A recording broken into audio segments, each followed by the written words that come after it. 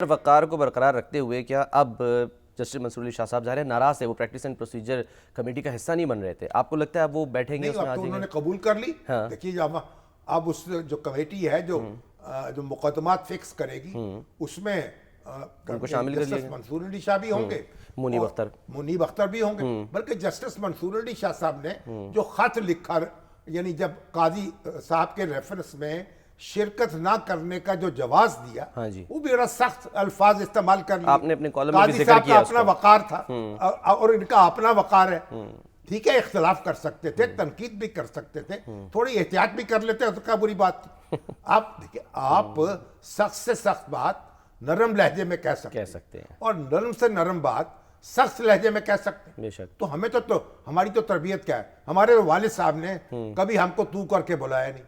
آپ جناب ہمارے گھر میں تو بولا ہی نہیں جاتا. ہم تو جو ملازم ہیں ان کو بھی صاحب کہہ کے بلاتے ہیں. ہمارے والد بھی سر ہمارے بچے جو ہیں ان کو انکل کہہ کے بلاتے ہیں. اور بچے، چھوٹے بچے جو ہیں ہم اپنے پوتوں کو، نواسوں کو صاحب کہہ کے بلاتے ہیں. تو آپ اگر عزت کریں گے، اپنی دوسروں کی عزت کریں، اپنی عزت کرائیں، اور قوم کو بھی حوصلہ دیں. قوم نے آپ کو سر پہ بٹھایا ہے، آنکھوں پہ بٹھایا ہے، اتنا منصب جو ہے آپ کو عطا کیا ہے. اس قوم کے ساتھ یہ سلوک تو نہ کرے نا کہ اس کا حوصلہ ہی توڑ دیں، صحیح. اس میں زندہ رہنے کی امنگ چھین لیں. تو ایسا نہ کریں.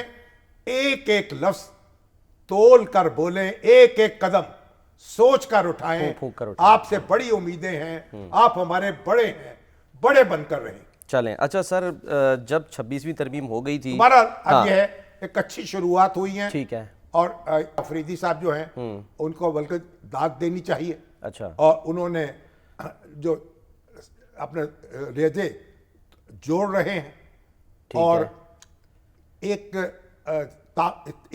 متحد کر رہے ہیں عدالت کو، اور یہ بڑا اچھا اقدام سر ہے. یہ خدا نہ خواستہ کہیں مطلب اگر ایک یونٹ بن گیا اور پھر حکومت کو تو کوئی خطرہ نہیں ہوگا اس سے. یہ کوئی جتھا تھوڑی ہے یا کوئی سیاسی پارٹی تھوڑی ہے.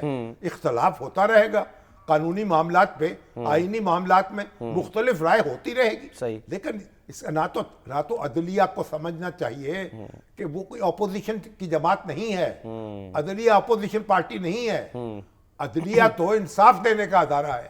اور نہ حکومت کو سمجھنا چاہیے کہ عدلیہ کو زیر کر کے تو کوئی حکومت جو ہے وہ بھی اپنے آپ کو بالا نہیں کر سکی.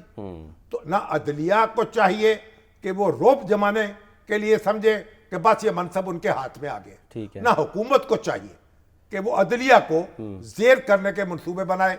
دونوں کا اپنا اپنا کام ہے اور اپنا اپنا کام کریں اور آئین کو سر بلند رکھیں.